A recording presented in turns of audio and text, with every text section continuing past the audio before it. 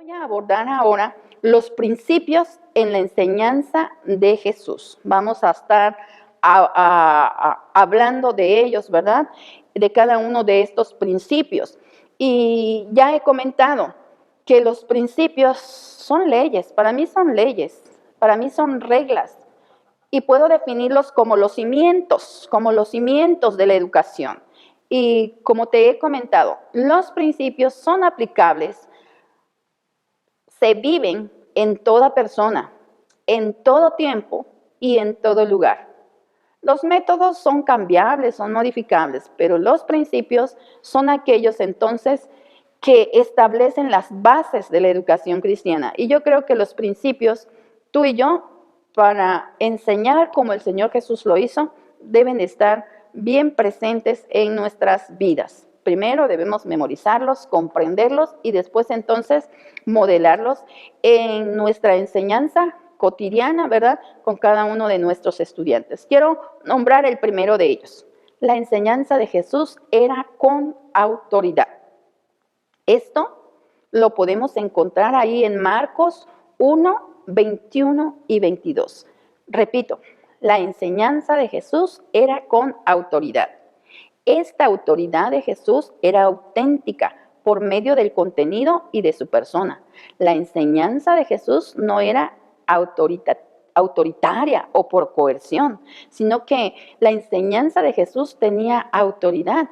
Cuando él estaba enseñando en las sinagogas, las personas se sorprendían y decían, ¿de quién recibió esa autoridad? ¿Y por qué enseña con esa autoridad? ¿Verdad? Porque Jesús enseñaba con autoridad y esa autoridad Jesús la evidenciaba a sus alumnos y a las multitudes y a las personas donde él estaba comunicando porque tenía una relación con el Padre. Esta autoridad que Jesús estaba modelando no era una autoridad que él tenía porque se la habían dado a través de un rito, como se ordenaban a los maestros, a los rabís, que he comentado un poco de ello. No se refería a esta autoridad. Esta autoridad se refería porque tenía una relación, una conexión con Dios Padre. Dios Padre estaba en unidad con él, la Trinidad actuando con él, ¿verdad? Dice que él estaba haciendo todas las cosas que había visto hacer al Padre. Eso es lo que dice Juan, ¿verdad? Y por eso él entonces modelaba esta autoridad. Y hermanos educadores, podemos ser maestros nombrados por la iglesia. Y la iglesia tiene toda la autoridad y nos da esa confianza de nombrarnos como sus maestros y nos comisionan como sus maestros. Y gracias a Dios por ello. Pero la mejor autoridad que tú puedes evidenciar o modelar es aquella que se percibe porque tú tienes una relación con Dios Padre, porque tú continuamente estás conectado, estás en esta relación íntima, profunda, ¿verdad? Con nuestro Señor Jesucristo a través del Espíritu Santo hoy en día. Entonces, esa autoridad es el poder con el que tú enseñas porque estás en comunión con el Espíritu Santo. A esa autoridad se refiere cuando estamos hablando que Jesús enseñaba con autoridad, no porque enseñaba a la fuerza o no porque obligaba en la enseñanza, sino porque tenía una autoridad que le venía de Dios Padre. Así nosotros hoy en día somos llamados a mantener esa relación con nuestro Señor Jesucristo y evidenciar el poder de nuestra enseñanza porque tenemos una relación con Él. El segundo principio, la enseñanza de Jesús animaba a que las personas pensaran. Ayer comenté, en otra clase pasada, en la unidad 2 creo, o 1, no recuerdo exactamente, comenté acerca del aprendizaje perico. Creo que fue en la unidad 1, donde les dije que hay un aprendizaje significativo y hay un aprendizaje no significativo que también llamamos memorístico o que también llamamos aprendizaje intelectual. En sus materiales hay unos cuestionarios que se llaman de lectura y comprensión. En esos cuestionarios respondemos brevemente y casi repetimos lo que el material está diciendo. Jesús no estaba buscando este tipo de aprendizaje, un aprendizaje perico que nada más memorizamos y entonces repetimos. Jesús estaba animando a sus alumnos, ¿verdad? A las personas que estaba él enseñando, las estaba animando a reflexionar. Invitaba a la reflexión, fomentaba el pensamiento crítico de las demás personas, de sus alumnos, y que cada persona pensara también por sí mismo.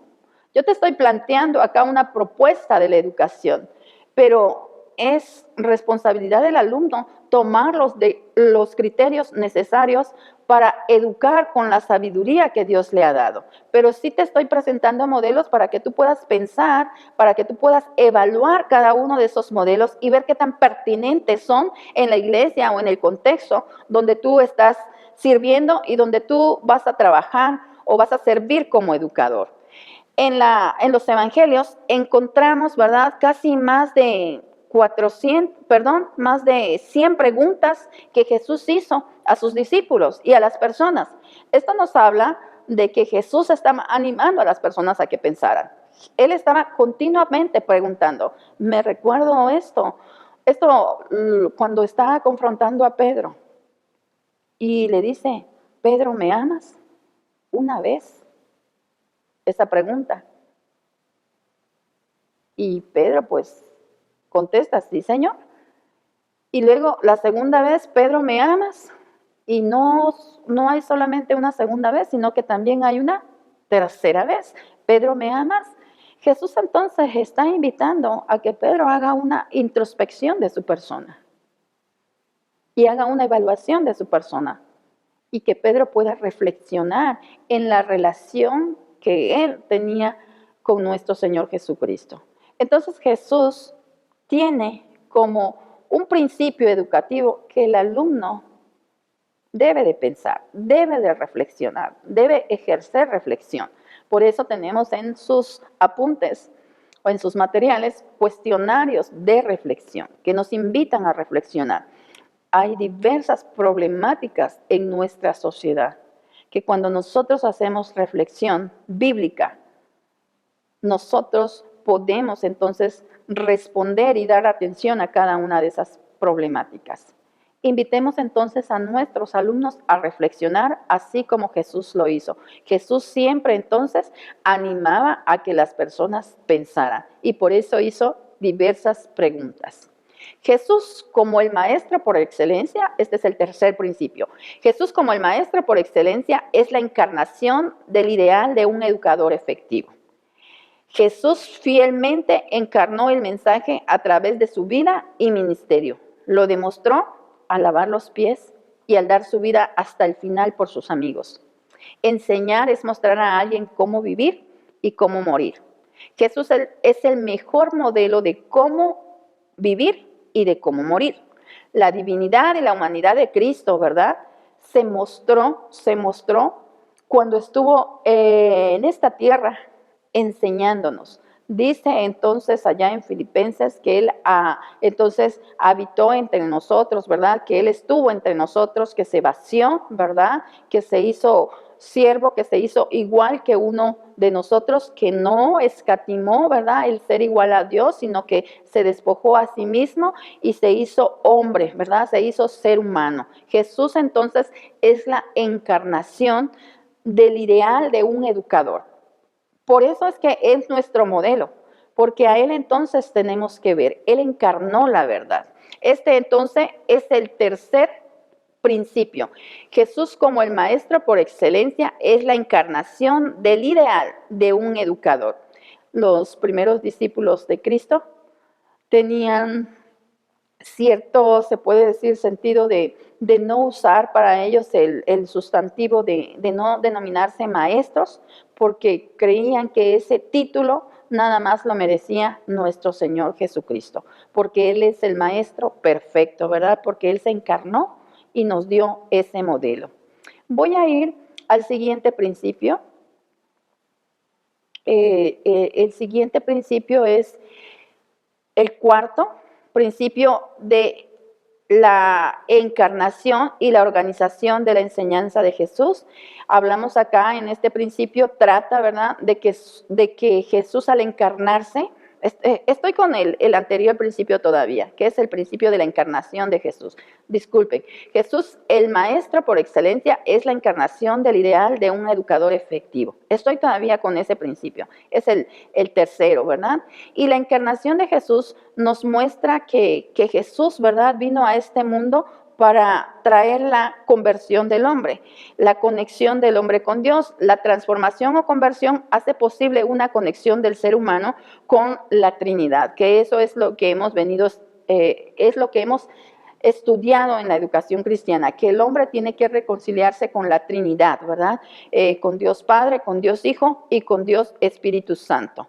Nuestro Señor Jesucristo en este ministerio de encarnación, ¿verdad?, estableció a un grupo, hizo una agrupación que reconoce y honra las diferencias entre cada una de las personas que integraban este grupo, ¿verdad?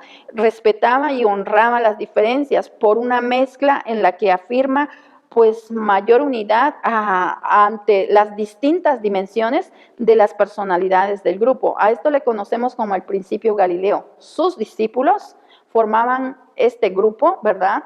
El grupo que seguía al Galileo, así se le conoce a nuestro Señor Jesús, ¿verdad? Al maestro Galileo. Entonces, él formó, al encarnarse, él formó este grupo de 12 personas, ¿verdad? De 12 discípulos.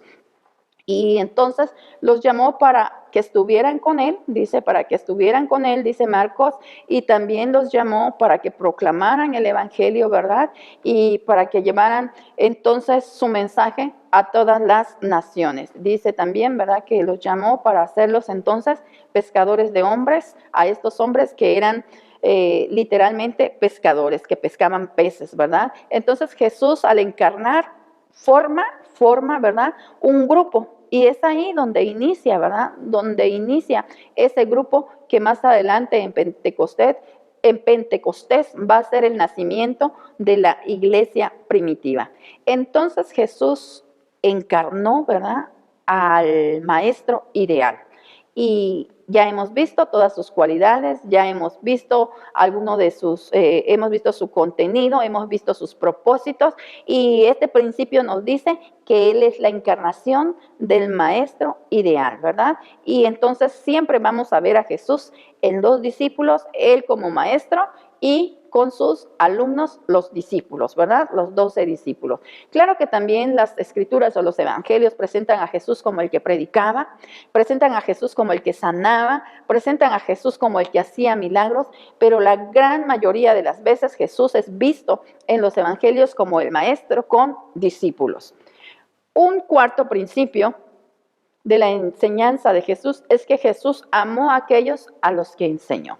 Jesús amó a sus estudiantes de una manera profunda. Jesús es el maestro de las personas en la enseñanza. Dice allá en Juan, ¿verdad?, que Jesús entonces amó a los suyos hasta el fin. Entonces Jesús amaba a sus discípulos, aunque los discípulos no necesariamente en muchas ocasiones se evidenciaron que parecía que no era así, ¿verdad? Pero Él, a pesar de cómo eran sus discípulos, Él los amó, Él los ama, y nuestro Señor Jesús sigue amando a la humanidad y sigue buscando discípulos, sigue llamando a la humanidad. Por eso murió en esa cruz con los brazos bien abiertos para extender, ¿verdad?, para extender el perdón y a través de esto la salvación a toda la humanidad. Entonces es un desafío este principio.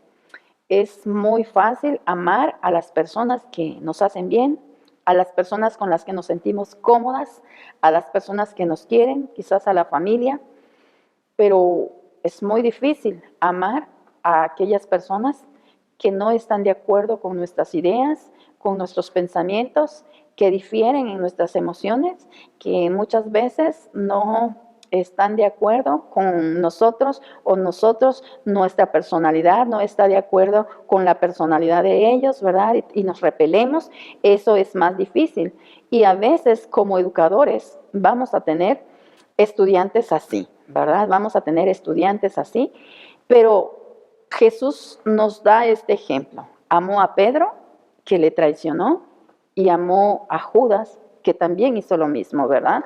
Pedro le negó y Judas le traicionó, pero Jesús los amó hasta el fin, dice Juan, ¿verdad?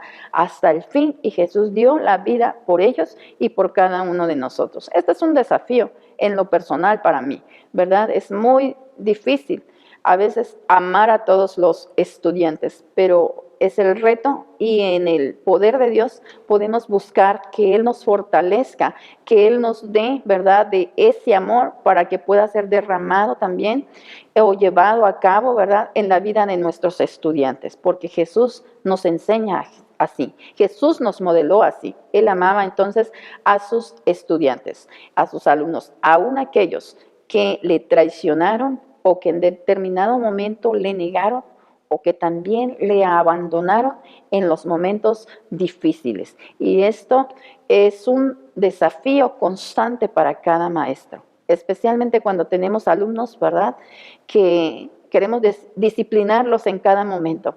Esos alumnos son un desafío, y aún con esa personalidad con que Dios los hizo, porque todas las personas Dios nos ha diseñado de una manera buena, ¿verdad? Aún con esa personalidad, nosotros debemos amar a nuestros estudiantes. Voy con el último principio. Jesús es el maestro del contexto de la enseñanza. ¿A qué se refiere este principio? A que Jesús, al enseñar, contextualizaba su enseñanza. Es decir, que Él observaba, exploraba su contexto, y en base al contexto, entonces Él enseñaba. Por eso se le dice así, o se llama así este principio. Jesús es el maestro del contexto en la enseñanza. El contexto en el que Jesús vivió o ministró era multicultural. Habían influencias de Egipto, de Babilonia, de Siria, de Grecia y de Israel, por supuesto. Y todas estas naciones pues tenían alguna influencia, o Él tenía que tratar con personas así. He mencionado a la Sirofenicia, ¿verdad? Él tuvo que tratar con una persona así. Y Jesús sabía cómo tratar a esas personas y sabía cómo enseñar a esas personas. Es decir, adecuó, contextualizó, tomó en cuenta el contexto donde Él estaba llevando su mensaje.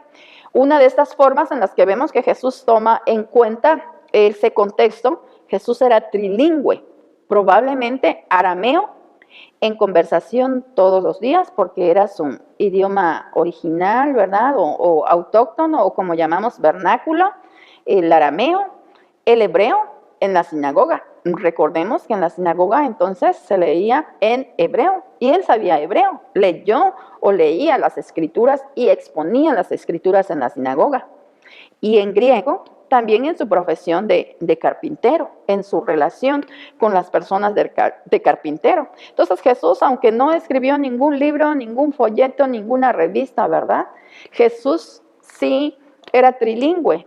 Me imagino que al asistir a la sinagoga, como todo niño judío, entonces él ahí aprendió a leer, aprendió a escribir, ahí aprendió la ley, ahí conoció las escrituras, ¿verdad? Y también entonces él era una persona trilingüe. Hoy en día ser bilingüe pues es una bendición, imagínese trilingüe, una súper o mega bendición, ¿verdad?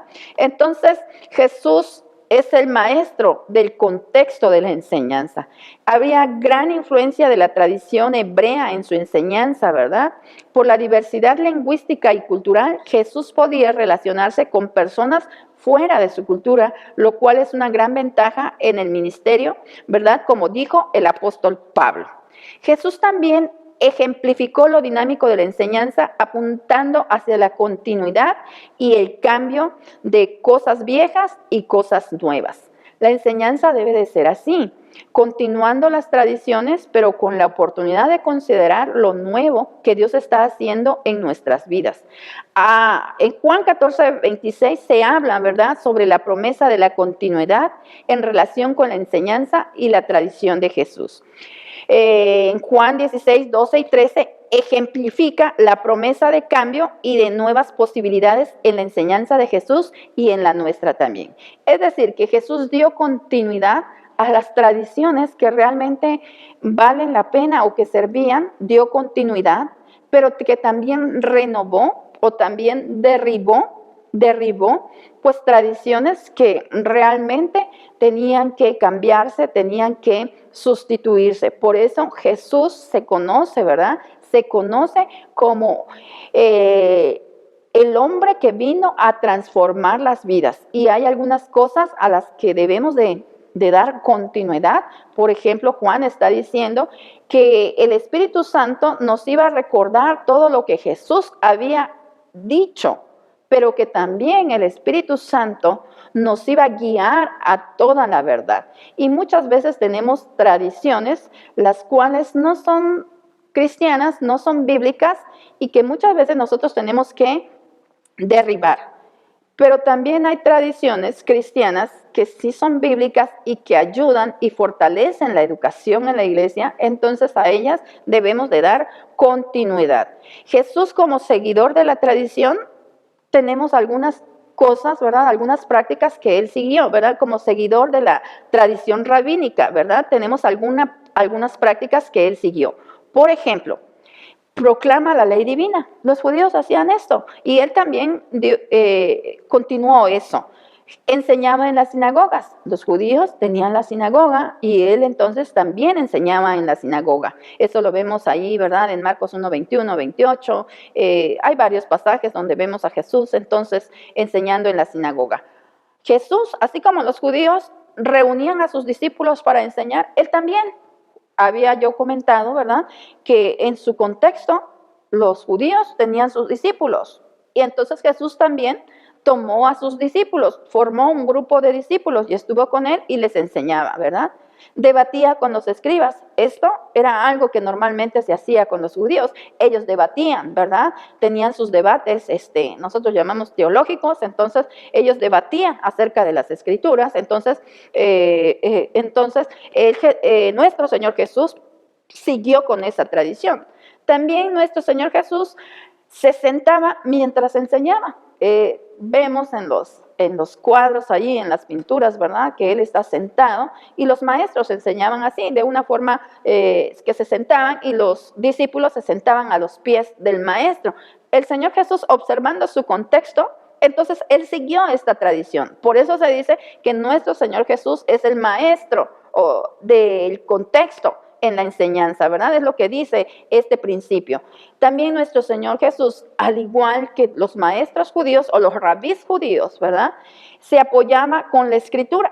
Entonces él mencionaba la escritura continuamente porque conocía la escritura. Esta es una de las características de él como maestro y él se apoyaba en la escritura. Entonces, a estas prácticas judías, nuestro Señor Jesús, al observar estas prácticas, les da continuidad. Proclama la ley divina, enseña en la sinagoga, reunía a sus discípulos para enseñar, debatía con los escribas, asistía a las disputas legales, se sentaba mientras enseñaba y apoyaba sus enseñanzas con la escritura.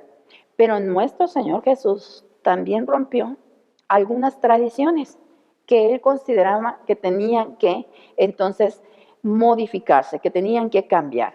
Por ejemplo, una de las tradiciones es que nuestro Señor Jesús enseñaba al aire libre. Los judíos nada más enseñaban en la sinagoga, pero nuestro Señor Jesús enseñaba al aire libre. Lo vemos enseñando en el camino, lo vemos enseñando a la orilla del mar, lo vemos enseñando en el monte, lo vemos enseñando en varios momentos educativos donde él pasaba, donde él estaba, ahí en ese momento él estaba enseñando. Entonces él era bastante sensible a esto, ¿verdad? Y él modificó. Entonces es acá donde como educadores tenemos que pedir sabiduría a Dios y ver en dónde vamos a proponer, ¿verdad? Tomar nuevas propuestas para mejorar la educación en nuestras iglesias. Sin duda que la educación que se está llevando a cabo en la iglesia quizás o tenga muchas cualidades o esté bien, pero siempre podemos mejorarla.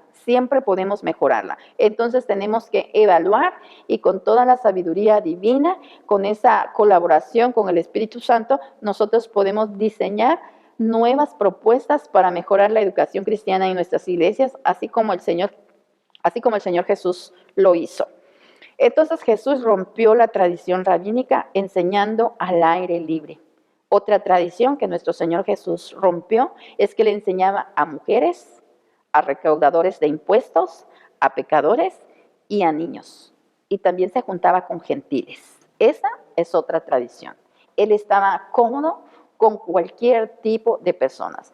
Él estuvo dispuesto a pasar, ¿verdad? Él estuvo dispuesto a pasar las fronteras o los límites que los demás se habían puesto. Él platicó con una samaritana.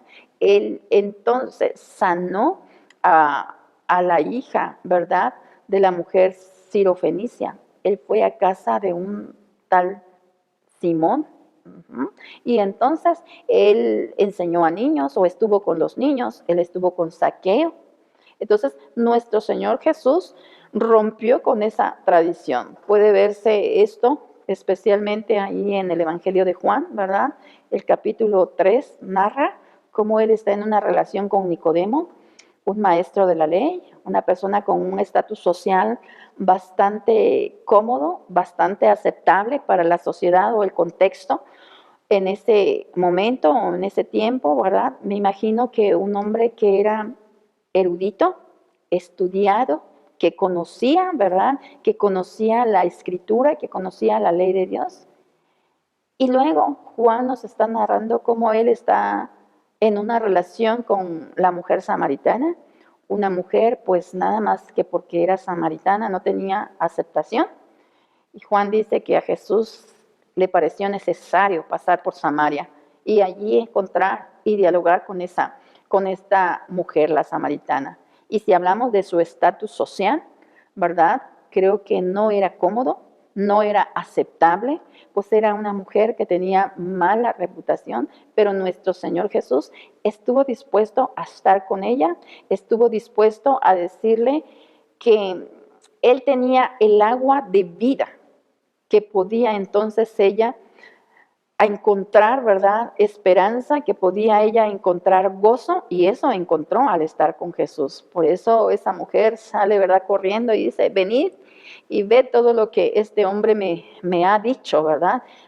Y ella le reconoce como profeta. Era una mujer que no tenía ningún conocimiento, ignorante quizás, porque dice, pues unos me dicen que tengo que adorar aquí, otros que me dicen allá, y entonces, ¿dónde? ¿Dónde debemos adorar? Y Jesús entonces le enseña, le responde, le da varias lecciones. Entonces Jesús rompió esta tradición rabínica. Él enseñaba a mujeres, él enseñaba entonces a recaudadores de impuestos, a pecadores y a niños. Sus discípulos de Jesús le seguían a él. Y no solo a una tradición. Muchos de los discípulos seguían a sus maestros, los rabinos, los seguían por el conocimiento que tenían. Entonces los discípulos los seguían a Jesús, ¿verdad? Por lo que Él era, por su persona y no solamente por su tradición, por una tradición. Esto era diferente en el grupo de los discípulos de Jesús.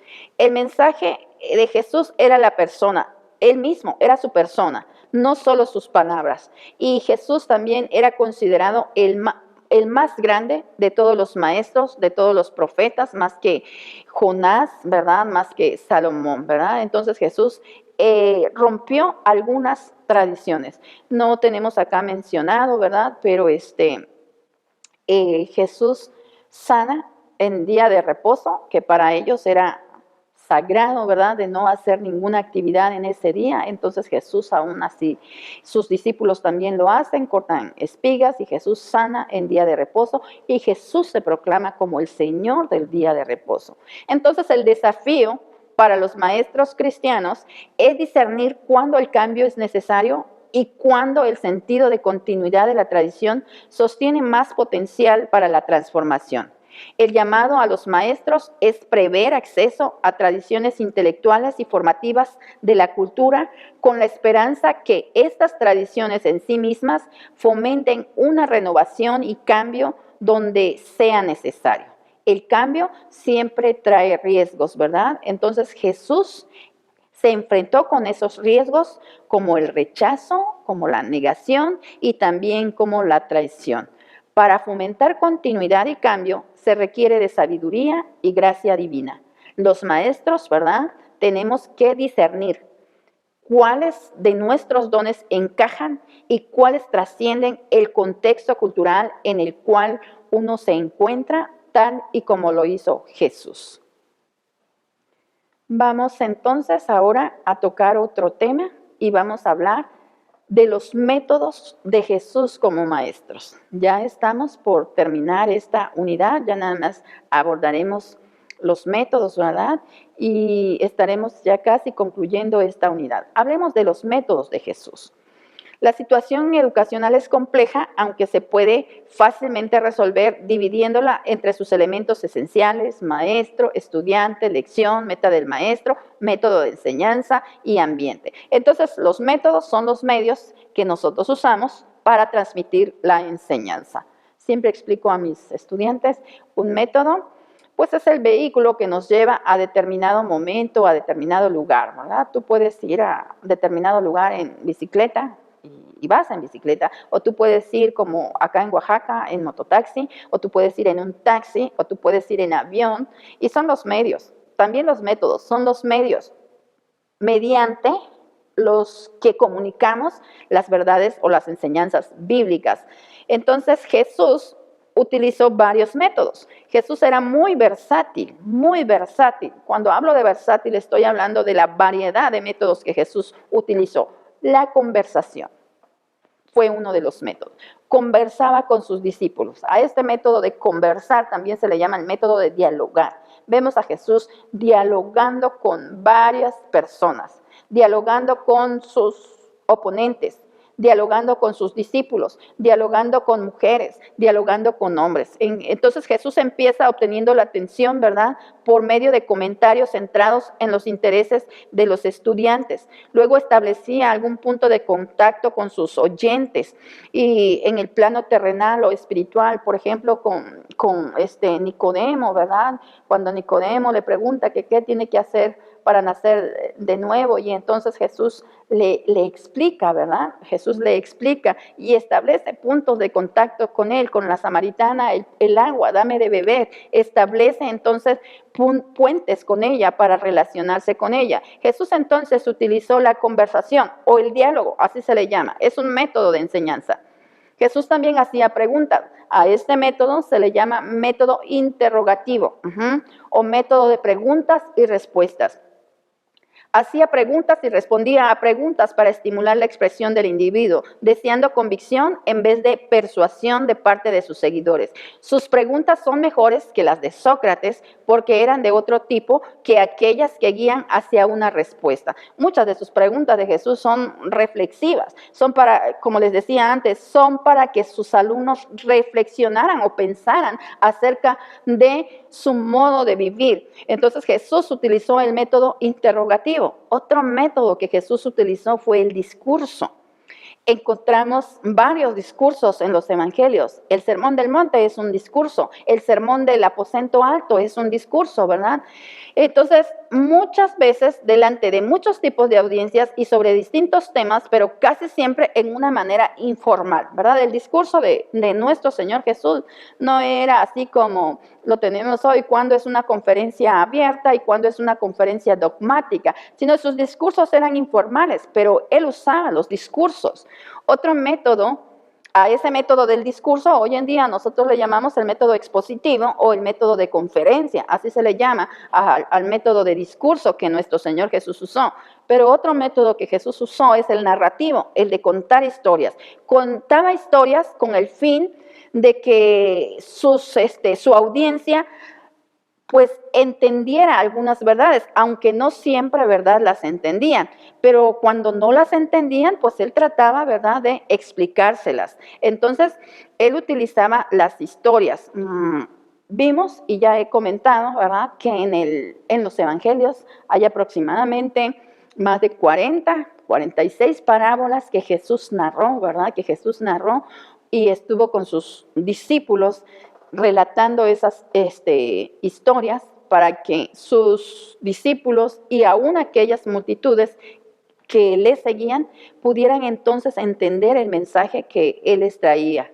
También Jesús conocía y utilizaba las escrituras del Antiguo Testamento para ambas necesidades, las necesidades de su propia alma y como punto común con las mentes religiosas de su día. Nunca desperdiciaba una oportunidad, sino que utilizaba las oportunidades que se daban para clarificar sus enseñanzas y para guiar las vidas. Entonces Jesús enseñaba normalmente, cuando hablamos de las parábolas, está usando un método que lo llamamos así, partía de lo conocido para llevarlos a lo desconocido. Y entonces todo el mundo sabía acerca del sembrador, acerca de los sembradíos, acerca de las cosechas, ¿verdad? Todo el mundo sabía acerca de los tesoros. Y entonces por eso él usó ahí la parábola del sembrador, ¿verdad?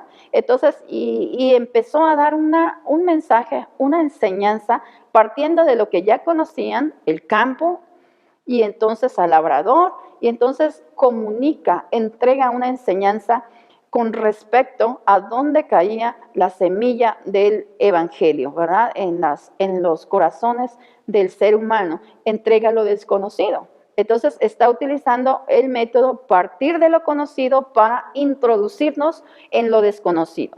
Utilizó varias veces el contraste o las comparaciones, ¿verdad? El contraste para hacer real la representación de la verdad, utilizando ejemplos concretos para acercar lo abstracto, símbolos para hacerlo difícil de entender más sencillo y maravillosas figuras para resaltar la imaginación y llevar a la persona a una convicción. Toma una moneda para enseñar, ¿verdad? Que los impuestos, que debemos de pagar los impuestos y dar al César lo que es de César y dar a Dios lo que es de Dios. Está utilizando allí pues una moneda, está señalando la higuera y está utilizando varias figuras o varios objetos, ¿verdad? De la naturaleza que para enseñar quizás verdades que son abstractas, hacerlas más concretas. Entonces Jesús utilizó varios objetos, utilizó mucha variedad, ¿verdad? A esto nosotros los educadores le llamamos la lección objetiva, cuando estamos utilizando objetos. Con un poquito de imaginación nosotros podemos decir que utilizó ayudas visuales, ¿verdad? Pues Jesús enseñaba de manera individualizada, pero también enseñaba de manera grupal, ¿verdad? Esa es otra forma, otra técnica de enseñar. Quiero resumir entonces los métodos. Quiero resumir los métodos que Jesús está usando. Interrogativo, narrativo, está utilizando el método expositivo, está utilizando la conversación, está utilizando lo conocido para ir a lo desconocido y hay otros métodos que nada más quiero mencionar, ¿verdad? No profundizar en ellos. Jesús establecía relaciones con sus alumnos. Establecer una relación es una forma de enseñar. Estimulaba y mantenía el interés. Enseñaba por medio del ejemplo. Jesús enseñaba a la gente, no las lecciones, porque Él era la lección. Él era entonces el maestro. Enfatizaba más el carácter que el contenido o que la lección, ¿verdad? Enfocaba hacia grupos pequeños. Reconocía a Jesús el valor de sus estudiantes. Enfatizaba calidad en sus estudiantes más que cantidad. Enfatizaba acción más que conocimiento. Y enfatizaba resultados a largo plazo más que inmediatos. Entonces, estos son algunos de los métodos que Jesús utilizó para enseñar. Es una variedad de métodos. Y en los evangelios vamos a ver a Jesús versátil, usando distintas formas para comunicar el mensaje que había recibido de Dios Padre y que tenía que entregar entonces a la humanidad. Finalmente, este tema de esta unidad vamos a concluir, ¿verdad?, con los alumnos de Jesús. Este es el último tema de la unidad. Vamos a hablar un poco de los alumnos de Jesús. En toda educación hemos mencionado el currículum, hemos mencionado los propósitos, los principios, el contenido, los métodos y todos esos factores deben observarse cuando estamos analizando o cuando estamos estudiando la educación de determinado contexto. Y los alumnos también deben observarse, ¿verdad? En primer lugar, quiero comentar que los alumnos de Jesús no fueron perfectos. Eran personas con problemas, con falta de entendimiento, con sus propios puntos de vista y con muchos conceptos a veces inadecuados para entender bien el mensaje de nuestro Señor Jesús. Jesús fue un maestro con alumnos limitados. Aprendieron conceptos cuando ellos eran inexpertos, pero terminaron cambiando el mundo estos alumnos de Jesús. Tomó un grupo de personas sin desenvolvimiento e hizo de ellos un grupo de personas bien desarrollados en todos los sentidos que llegaron a ser de inspiración para todo el mundo. Cuando llama a Pedro, ¿verdad? Y a su hermano, Andrés, allá en Marcos, capítulo 1, 16 al 20, es un Pedro diferente, el que estamos viendo allá en Hechos, capítulo 2. Es un Pedro totalmente transformado, que comunica un discurso acerca de la vida y obra de Jesús, y muchas personas creen el mensaje de Jesús. Ese Pedro que con conceptos a veces equivocados fue enseñado y mediante esa enseñanza transformado por nuestro Señor Jesús, ¿verdad? Y es un hombre que tú puedes conocer más de él. Tenemos allí en la Escritura sus cartas, tenemos 2 cartas de él. Entonces, los alumnos de Jesús, como nuestros alumnos, somos imperfectos, pero en una relación con nuestro Señor Jesucristo, nosotros podemos llegar a ser transformados y de esta forma también transformar al mundo, que es lo que nuestro Señor Jesucristo está buscando o tenía como propósito al venir a esta tierra. En segundo lugar, Jesús enseñaba, ¿verdad?, mayormente a adultos, aunque no exclusivamente. Al inicio de su ministerio enseñaba a multitudes, después a individuos y al final de su ministerio a individuos de nuevo. Estos discípulos eran sin desarrollo como pescadores, celotes, publicanos y algunos de ellos como Pedro, impulsivos y de carácter fuerte. Y me recuerdo, ¿verdad?, de los hijos del trueno, ¿verdad?, que me imagino que los denominó así o los llamó así por ese carácter a lo mejor fuerte. Uno de ellos es Juan, ¿verdad? Pero que cuando vemos a Juan en sus cartas, en la primera, en la segunda, tercera de Juan, vemos a un Juan totalmente cambiado. Ya no es aquel que está pidiendo a nuestro Señor Jesucristo que si oran para que ese lugar fuera destruido, ¿verdad?, o fuera consumido por el fuego. No, ya no es ese Juan. Ahora Juan es amoroso, es tierno y dice, hijitos míos amados. Y en sus cartas lo vamos a ver así. Y nos está diciendo que una evidencia de ser cristiano, de ser hijo de Dios, es el amor. Dice que también eran pecadores que fueron reconociendo su naturaleza conforme el maestro les enseñaba. Se quedaban perplejos ante la falta de solución y de la magnitud del ministerio, teniendo que acudir a Jesús una y otra vez para que Él hiciera lo que les correspondía hacer a ellos. Eran ignorantes, prejuiciosos e inestables, pero con el tiempo en las manos de Jesús se convirtieron y trastornaron el mundo. Entonces, al ver esto, nosotros tenemos esperanza. En las manos de Jesús nosotros podemos ser transformados y también, como sus primeros discípulos, seguir sus pasos y trastornar el mundo. En tercer lugar, el aspecto más importante de la enseñanza de Jesús fue que aprovechó cada oportunidad que tenía al estar con sus discípulos para enseñarles. En términos educacionales, aprovechó cada momento susceptible de enseñanza.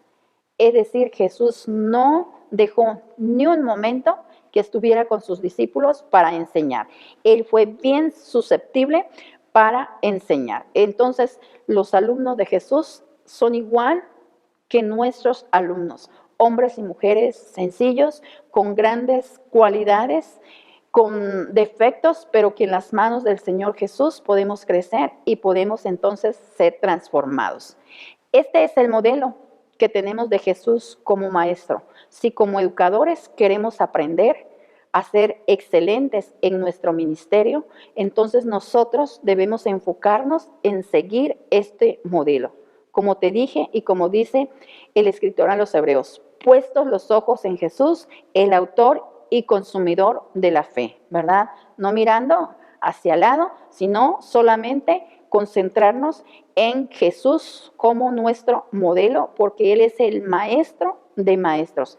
Es mi oración que Dios te use, ¿verdad? Y que en colaboración con el Espíritu Santo nosotros podamos hacer un ministerio que cada día se parezca más al varón perfecto que es nuestro Señor Jesucristo. Este es el modelo de educación, o esta es la educación cristiana. Esta es la educación que se llama una educación cristocéntrica, que pone a Cristo como el modelo perfecto de todos los maestros y que los seguidores de Jesús entonces lo miran a Él. Todo educador debe entonces siempre estar siguiendo el ejemplo de Él y aprendiendo de Él para llevar a cabo la educación en el contexto donde ministra. Que Dios te bendiga. Hemos concluido esta unidad.